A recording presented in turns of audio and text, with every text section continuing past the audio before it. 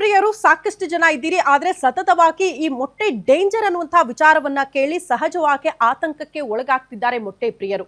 ಯಾಕಂದ್ರೆ ಮೊಟ್ಟೆಯಲ್ಲಿ ಪ್ರೋಟೀನ್ ಇರುತ್ತೆ, ಪ್ರತಿನಿತ್ಯ ಕೂಡ ಮೊಟ್ಟೆ ತಿನ್ಲೇಬೇಕು ಅಂತ ಬಹುತೇಕರು ಅಂದುಕೊಂಡಿದ್ರು. ಆದ್ರೆ ಮೊಟ್ಟೆಯಿಂದಲೂ ಕೂಡ ಕ್ಯಾನ್ಸರ್ ಬರುತ್ತೆ ಅನ್ನುವಂತಹ ವಿಚಾರಗಳು ಬಹುತೇಕರ ನಿದ್ದೆಗೆಡಿಸಿದೆ.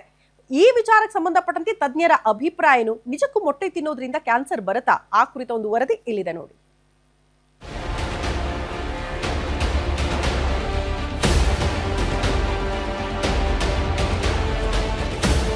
ಅತ್ಯಂತ ಪ್ರೋಟೀನ್ ಯುಕ್ತ ಆಹಾರ ಅಂದ್ರೆ ಅದು ಮೊಟ್ಟೆ. ಹೀಗಾಗಿ ಬಹುತೇಕ ವೈದ್ಯರು ದಿನಕ್ಕೊಂದು ಮೊಟ್ಟೆ ತಿಂದ್ರೆ ತುಂಬುವುದು ಹೊಟ್ಟೆ ಅಂತ ಯಾವಾಗಲೂ ಹೇಳ್ತಾ ಇರ್ತಾರೆ. ಆದರೆ ಕಳೆದ ಕೆಲ ದಿನಗಳಿಂದ ಇದೇ ಮೊಟ್ಟೆ ತಿಂದ್ರೆ ಕ್ಯಾನ್ಸರ್ ಬರುತ್ತೆ ಅಂತ ಸೋಷಿಯಲ್ ಮೀಡಿಯಾದಲ್ಲಿ ಸಿಕ್ಕಾಪಟ್ಟೆ ವೈರಲ್ ಆಗ್ತಿದೆ. ಹೀಗಿರುವಾಗ ಮೊಟ್ಟೆ ಒಳ್ಳೆಯದಾ ಕೆಟ್ಟದ್ದಾ ಅನ್ನೋ ಚರ್ಚೆಗಳು ನಡೀತಿವೆ.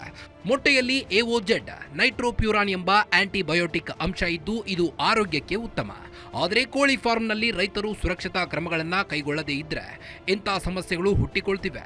ಹೀಗಾಗಿ ರೈತರು ಎಚ್ಚರ ವಹಿಸಬೇಕು ಅಂತ ಆಹಾರ ತಜ್ಞರು ಸಲಹೆ ನೀಡುತ್ತಿದ್ದಾರೆ. ಈ ಆಂಟಿಬಯೋಟಿಕ್ ಮೊಟ್ಟೆನಲ್ಲಿ ಸೇರ್ಪಡೆ ಆಗೋದಕ್ಕೆ ಬರೀ ಇಂಜೆಕ್ಟ್ ಮಾಡಿನೇ ಕಾರಣ ಅಲ್ಲ. ಅಲ್ಲಿ ಲೈಫ್ ಸ್ಟಾಕ್ ಫಾರ್ಮಿಂಗ್ ಅಲ್ಲಿ ಮ್ಯಾನೇಜ್ ಮಾಡಬೇಕಾಗಿರೋ ಹೈಜೀನ್, ಸ್ಯಾನಿಟೇಷನ್ ಇದೆಲ್ಲ ಕೂಡ ಕೌಂಟ್ ಆಗುತ್ತೆ.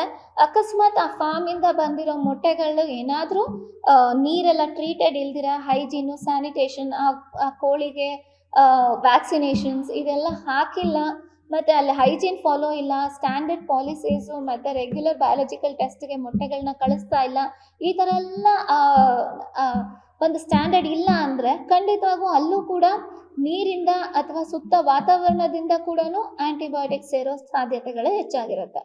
ಇನ್ನು ಯಾವುದೇ ತರಕಾರಿ, ಮಾಂಸ ಆದರೂ ಅದನ್ನ ಸರಿಯಾಗಿ ಬೇಯಿಸಿ ತಿನ್ನಬೇಕು ಅನ್ನೋದು ಆಹಾರ ತಜ್ಞರ ಸಲಹೆ. ಆದರೆ ಬಹುತೇಕ ಮಂದಿ ಹಸಿ ಮೊಟ್ಟೆಯನ್ನ ಸೇವಿಸುವುದು, ಮಾಂಸವನ್ನ ಫ್ರಿಜ್ನಲ್ಲಿ ಇಟ್ಟು ಬಳಿಕ ಸೇವನೆ ಮಾಡ್ತಿದ್ದಾರೆ. ಆದ್ರಿದು ಡೇಂಜರ್ ಅಂತ ಆಹಾರ ತಜ್ಞರು ಎಚ್ಚರಿಕೆ ನೀಡುತ್ತಿದ್ದಾರೆ. ಅದರಲ್ಲೂ ಮಾಂಸವನ್ನ ಎಷ್ಟು ಸಾಧ್ಯವಾಗುತ್ತೋ ಅಷ್ಟು ಬೇಗ ಬೇಯಿಸಿ ತಿನ್ನಬೇಕು ಅಂತ ಸಲಹೆ ನೀಡಿದ್ದಾರೆ. ಯಾವುದೇ ಆಹಾರ ಆಗಲಿ ಮೊಟ್ಟೆನ ಯೂಶಲಿ ಹಾಫ್ ಬಾಯ್ಲ್ಡು ಮತ್ತು ಹಾಗೆ ಹಸಿ ಮೊಟ್ಟೆ ಕುಡಿಯೋ ಅಭ್ಯಾಸಗಳು ಇಟ್ಕೊಂಡಿರ್ತಾರೆ. ಹಸಿದು ಯಾವುದೂ ಉಪಯೋಗಿಸ್ಬಾರ್ದು. ಮೊಟ್ಟೆ ಅಷ್ಟೇ ಅಲ್ಲ, ಕಾಳು ಕಡಿ ಯಾವುದೇ ತರಕಾರಿ ಆಗಲಿ ಎಲ್ಲನೂ ಬೇಯಿಸಿ ತಿನ್ನಿ ಅಂತಲೇ ಹೇಳೋದು.